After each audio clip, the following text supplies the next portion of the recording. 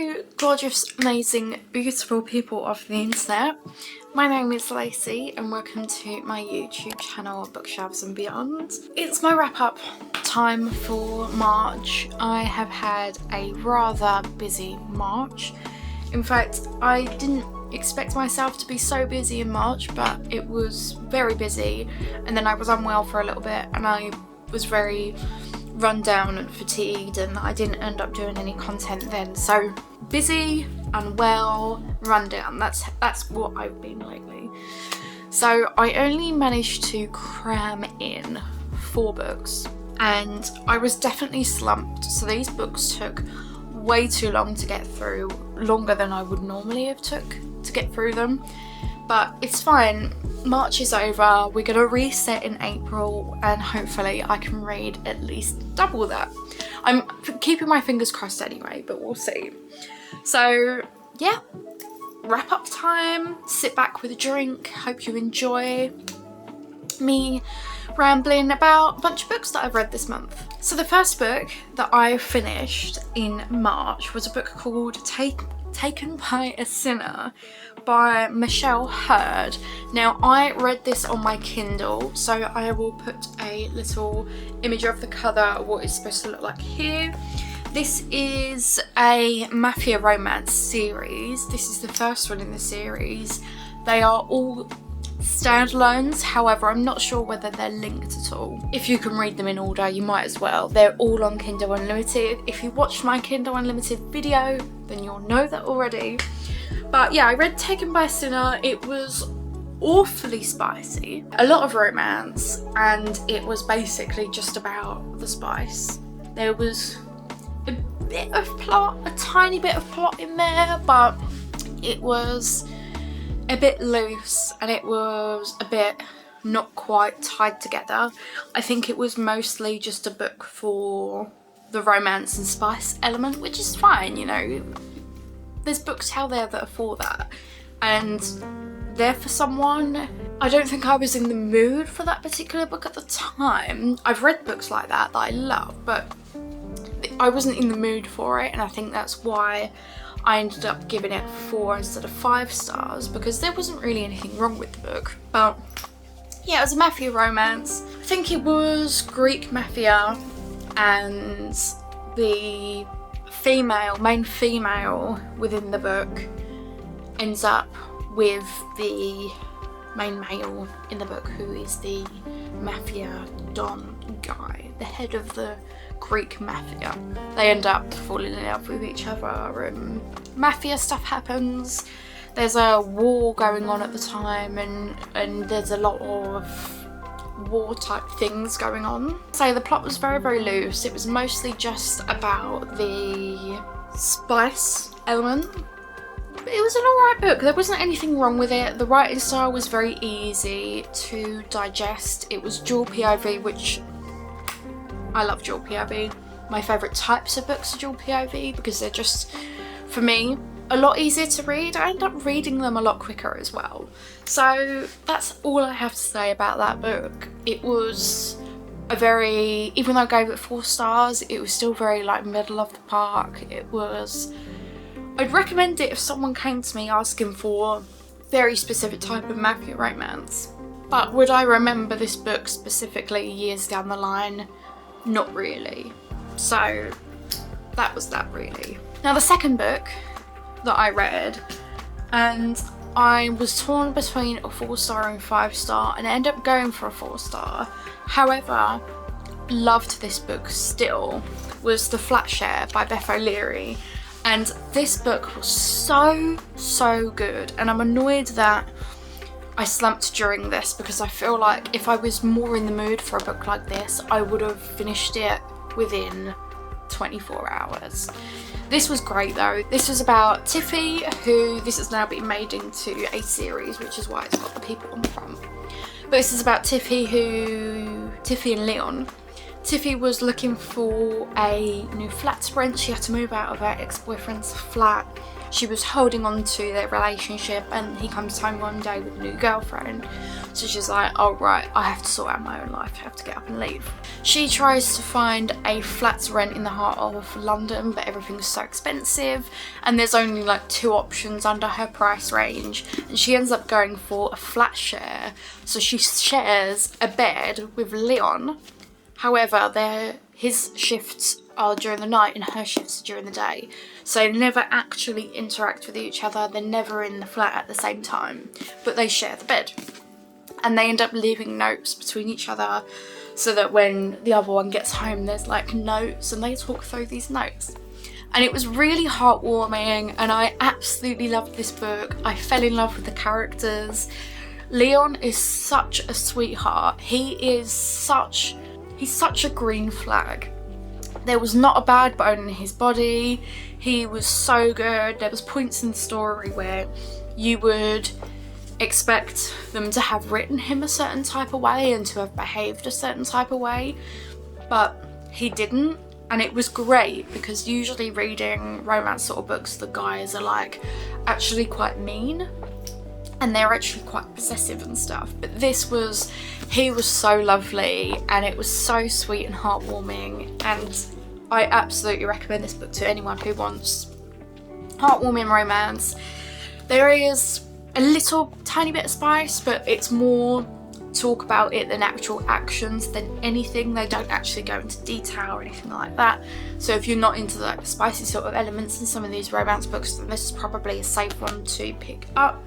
But yeah, I definitely recommend this. I gave this 4 stars. Again, if I could give half stars on Goodreads, I would have given a 4.5, because this was very, very close to a 5-star for me. So this I would recommend till the cows come home. So I've only got 2 more books left, so like I said, I didn't really read that much, which is a shame. And this next book is, I'm not going to talk about it forever because of the sort of book it is. It is a autobiography by an author called Gavin Clifton. This is Cerebral, Palsy and Me. And it's his autobiography that he wrote. He sells it on Amazon, and I don't know if he's got a shop, but he might have his own shop online. This author is a best-selling kids book author. I'm not sure. Kids book author. And he actually did Max and the Magic Wish, which is a book about a child with cerebral palsy basically finding their way.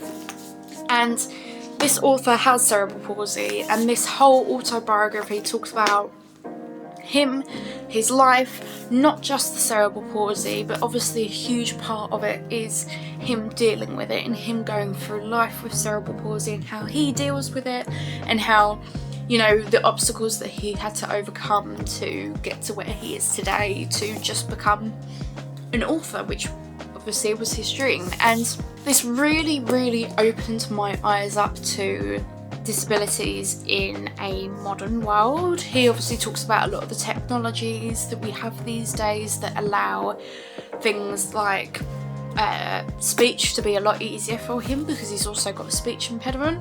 So it's really nice to read these things and to understand it all a little bit more. And I actually feel like I will have a lot more consideration for people with disabilities in the future, because this really helped me kind of dive into the mind and the mindset of someone who has something like cerebral palsy. Now, he's such an inspiration to anyone who has any sort of disabilities, and I think he's just an amazing guy and super, super talented. His writing in here is absolutely fantastic. He's got a fantastic sense of humour. He is hilarious. And if you ever wanted to go check out Gavin or support him, he's got TikTok, which you can go find him on TikTok, which is where I first found him. So you can go find him on TikTok, and he has his own page on there. He goes live sometimes, so you can even interact with him. And of course, you could also pick up his book, Amazon.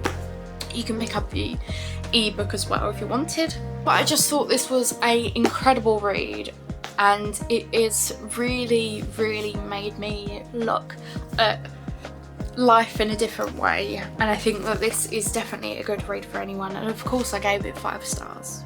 So my fourth and final read for March was yet another romance, and I think that's probably also why I had such a bad reading month, was because I tried reading very similar romances and I just wasn't in the mood for it. I think I really needed to sit down with like a high fantasy or something, but no, it didn't happen. I stupidly chose books that I wasn't in the mood for. So the last book that I finished in March was Stolen by the Vampire King, which is a dual written book by Roxie and Lindsey Devin.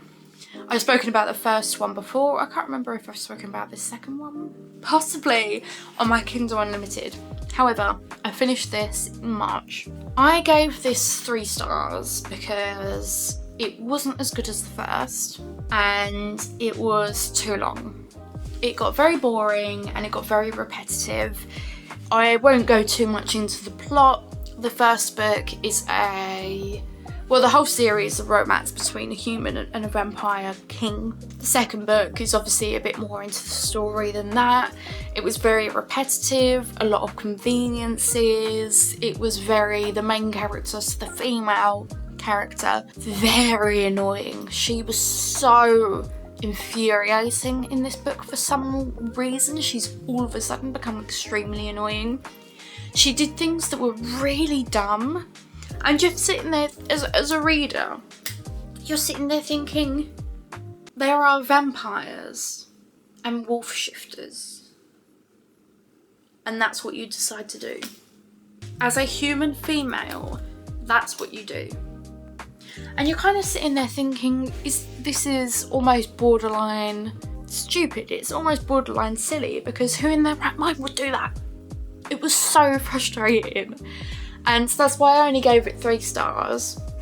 I will finish the series, so I do plan on finishing it this month, so in April, so that I can actually wrap up the series and talk about it as a whole. But I don't have high hopes for it, if I'm completely honest, considering I'm hating her at the minute. The guy is alright, he's a bit better than her. He's not as annoying, but he does do some things that you're thinking, who does that? He like protects her even though she's being stupid and dumb, and it's like, oh, so frustrating. So anyway, that was a 3-star for me. I feel like the series as a whole could potentially be quite a high starred series, so I'm hoping that when I go to read the next book in the series, it will redeem it for me. But the first one was definitely very good. I just think either it should have been a duology instead and crammed in 2 and 3 into one book, or they should have put a little bit more into the second book to make it a little bit more interesting, because something huge happens at the start which carries on from the end of book 1, and then something huge happens at the end. So you've got these tiny bits of huge stuff that happen, and then this whole bit in between is just utter waffle, absolute waffle. Like 5 hours of my life I'm not getting back. That sounds harsh. I think because I was in the slump and I was struggling to read at the time, it makes it worse than it actually was. And I feel like, again, same with that first Kindle book that I read, the Taken by a Sinner book, I reckon that if I read that when I was in the mood for romance, I would have enjoyed it so much more and rated it so much more. So unfortunately, that's my fault for reading it when I'm not in the mood for it and forcing myself to read it. But that's how the cookie crumbles. I don't like reading too many books at once. I'm normally a 2 books at once kind of gal, and I don't like to leave a book too long until I finish it. I like to try and do it in one go so that I don't forget anything or miss anything out, or misremember, or anything like that. That's it, 4 books, that's all I've got to talk about in this video, which is a shame because I feel a little bit unaccomplished with my reading, but oh well, that happens, sometimes you can't read as much, sometimes you just don't feel in the mood to read that much, and that is totally okay. So I hope you guys enjoyed this video, and don't forget to let me know in the comments below what you read in March. Also make sure to follow me on all of my social media, which is always linked below. Please go and follow my TikTok in particular. I'm trying so hard to grow my TikTok because I'm trying to post more content on there. Like this video, subscribe to this channel as well, and I will see you guys next week in my next video. Bye!